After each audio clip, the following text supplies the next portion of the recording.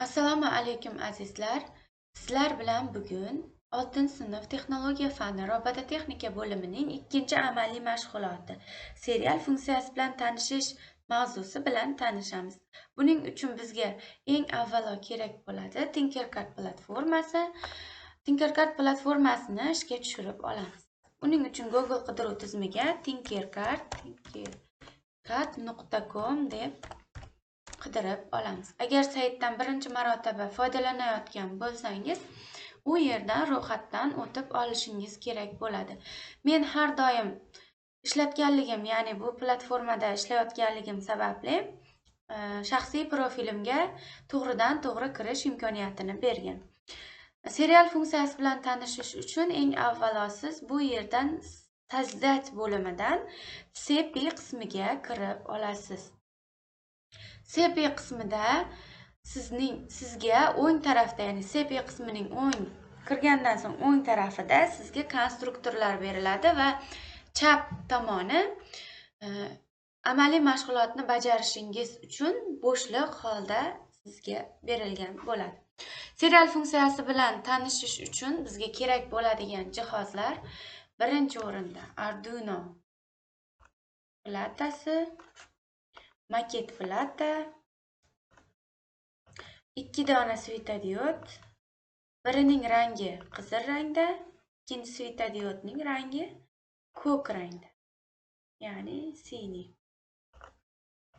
Va svetodiodlarimizni maket plataga quyidagi tartibda joylab olamiz.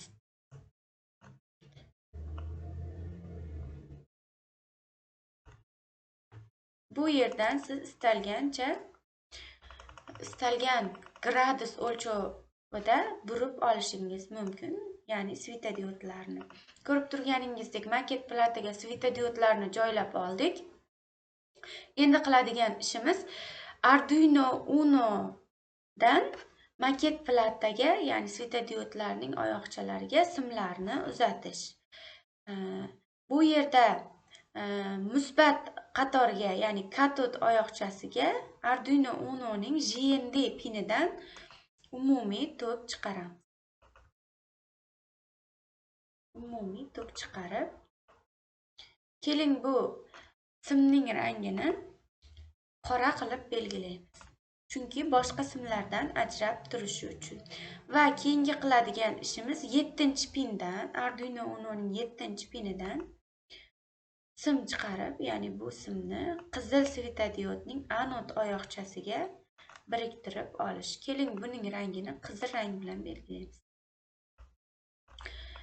Keyingi qiladigan ishimiz Arduino Uno'ning 6-pinidan bir dona sim olib, uni ko'k svetodiodning anod oyoqchasiga biriktirib olamiz. Keling buning rangini ko'k rang bilan belgilab olamiz. Ko'rib turganingizdek bizda texnik qismi tayyor bo'ldi. Endi uning dasturiy qismiga o'tamiz. Dasturiy qismini tuzish uchun bu yerda sizga, ya'ni platformaning ishchi maydonining chekkasida kod qismi berilgan. Mana shu kod qismiga kirsangiz, ya'ni kod knopkasini bossangiz, keraksiz kodlarni olib tashlaymiz. Bu yerda istasangiz bloklarda, xohlasangiz matnlarda dasturiy qismini tuzishingiz mumkin. Menga asosan bloklar qulay bo'lganligi sababli bloklarda sizga dasturini tuzib ko'rsatib berishga harakat qilaman. Bu yerdan ko'rib turganingizdek, vihod chiqish bloklaridan bir dona chiqish blokidan olamiz va biz ko'rib turganingizdek qizil svetodiodga 7-pindan tok uzatilayotganligi sababli 7-pindan tokni uzatamiz. Va bu yerda visokiy tokni uzatish, nizkiy tokni uzish. Biz visokiy qilib tokni uzatamiz. Biz monitor portini ham ishga tushirib olamiz. Undan so'ngra monitor portida bizga qizil svetodiod yondi degan buyruqni kiritib olamiz. Qizil svetodiod yondi buyrug'ini kiritib olamiz va sariq bloklardan bir dona, ya'ni kutish bloklaridan 1 sekund kutishni joylashtirib, yana chiqish bloklaridan bu 7-pindan uzatilgan tokni uzamiz. Yani 7-pindan uzatilgan tokni niskiy qilib uzib olamiz. Va undan so'ngra monitor portini ishga tushirish blokidan olib, qizil svetodiod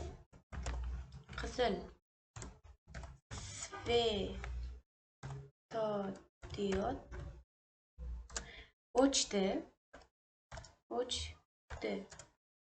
deb buyrug'ini kiritib olamiz. Va yana bir dona bu yerdan chiqish olamiz, ya'ni chiqish blokidan bir dona olamiz. Va endi ko'k svetodiodga uzatgan 6-pindagi simimizga tokni uzatamiz. Ya'ni 6-pindan tokni uzatamiz. Va yana monitor portidan ko'k svetodiod yondi buyrug'ini kiritib olamiz. Ko'k svetodiod yondi. Mana ko'rib turganingizdek monitor portini ishga tushirdik va kutish bloklaridan 1 sekund kutib, tokni 6-pindan uzamiz. Chiqish bloklaridan olib 6-pindan tokni niskiy, ya'ni uzamiz. Va yana monitor portini olib ko'k svetodiod o'chdi deb buyruqni kiritamiz. Ko'k svetodiod o'chdi deb kiritib olamiz. Mana azizlar, ko'rib turganingizdek dasturiy qismi tayyor bo'ldi. Endi uni tekshirib ko'ramiz. Tuzib olgan dasturi ishlayotganligini tekshirish uchun bu yerda Nachat modelирование tugmasi mavjud va bu tugmani bosib tekshirib olamiz. Mana azizlar, ko'rib turganingizdek svetodiodlar yonyapti. Va mana azizlar, monitor portida qizil svetodiod o'chdi, ko'k svetodiod yondi, qizil svetodiod o'chdi va biz kiritgan dasturlarni monitor portida ko'rinishi bu yerda tasvirlangan. Mana azizlar, bugungi 6-sinf texnologiya fani robototexnika bo'limining 2-amaliy mashg'uloti, ya'ni server funksiyasi bilan tanishdik. Keyingi darslarda ko'rishguncha sog' salomat bo'ling.